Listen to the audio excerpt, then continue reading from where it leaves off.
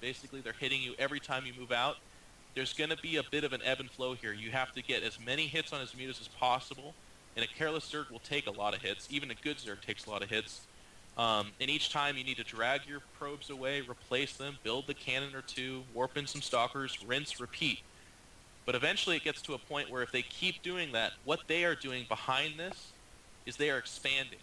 They're taking a third, they're taking a fourth, and they just want you to stay at home all day long. So you can't do that. At a certain point you have to say, okay, fuck it. I've got enough stuff. I've got all this energy on my sentries. I've got two, pretty good upgrades.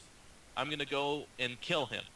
And he's going to hit your main the second you leave. You need to drag the probes to the natural, warp in some stalkers, build a couple cannons, and defend there without your army.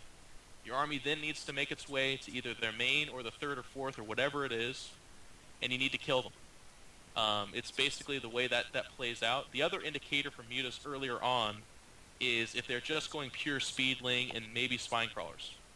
If you see no roaches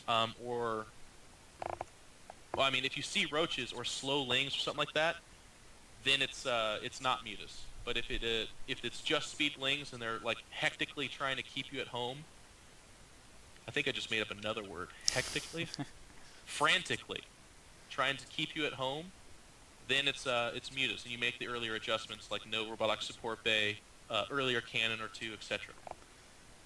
I think Silver Fox bit off more than he could chew with that question. Yeah, got a lot to say about that one. All right, I'm gonna ask you one more, and then I'll just give you a chance to plug whatever you want to plug for the week, and then I'll get out of here. Why are we seeing so much more Colossus over High Templar in all the matchups? That's a really good question. I think PvP Colossus is still pound for pound the best unit. There's very few things that make the Colossus not worthwhile, and that's like heavy Stargate play, but by the time you even see the beginnings of Stargate play, you can move away from Colossus.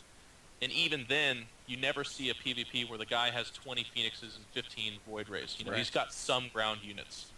And the Colossus is almost always going to be cost-worthy. PvT, it's because of the heavy bio emphasis by Terran. Tanks got their damage reduced, so there's this like subconscious shift away from them. But also, like, the Robo tech is so important right now because of Cloaked Banshee openings that the natural progression is Observer, Immortal, Colossus. Mm-hmm. It costs additional resources to go Twilight Council and Templar Archives, and I'm not saying those are bad tech patterns. I'm just saying it's easier to eat from the plate that's right in front of you than go and, Yes. heat up another meal, basically. And then in PvZ, it's because of the heavy roach play. Ever since they increased the range on roaches, Robos are necessary both for the Immortal and the Observer to detect cloaked burrowed roaches. But then the Colossus is the natural progression from that because they want to go Roach and then Hydra to combat the heavy Immortal/Gateway units composition. So you want to go Colossus to combat the Hydras. So it's like this quid pro quo between the two that just kind of naturally pigeonholes you towards Colossus, basically. All right, man. Well, that's all we're going to do for questions. I really appreciate you coming on tonight. Do you have anything that you want to talk about or plug before we call it an evening? Yeah, just absolutely anyone that's got Twitter, add me at 88incontrol on Twitter. The number 8, Incontrol. And that's pretty much all I want to use your airspace for because you do an awesome job. But I've actually missed the last couple times we tried to set this up, but you guys can count on Tuesdays at 3 p.m. PST being something we regularly do in the event that I have to miss or something like that. That'll be a special circumstance. Hopefully we'll be doing this for a long time. So everyone should try to bump his thread and get it featured as well. There's no reason 2,500 Zerg players should not be getting viewership with coaching or without, in my opinion. So. Well, those are kind words, sir. I appreciate it. Jeff Incontrol Robinson, you can find him at gosucoaching.com, myeg.net, or at 88incontrol on Twitter. Thanks a lot, Jeff. You're the man. You are too, buddy. Thank you. Have a good one.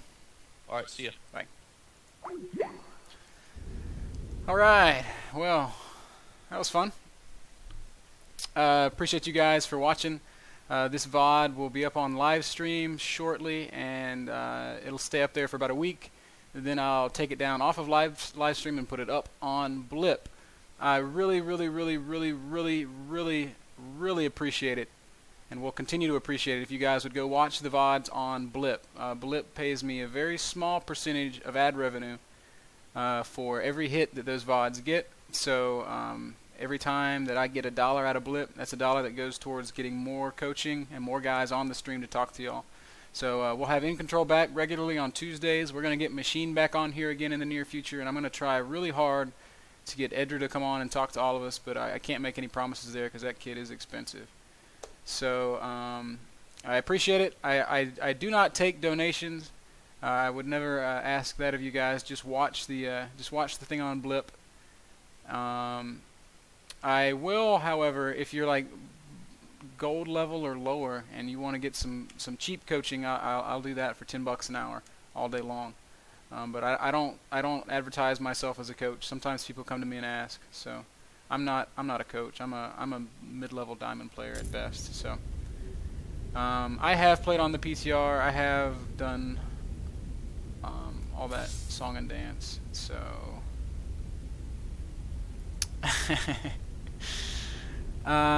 anyway, guys, I'm gonna shut down this VOD. I'll bring the stream back up in just a couple minutes, but by shutting the VOD down, it creates a timestamp to save it and get it uploaded onto a live stream. So I'll be back in like 5 minutes. I'll take all the questions you guys want, and we can carry on from there. So I'll be right back. Thanks for watching, guys.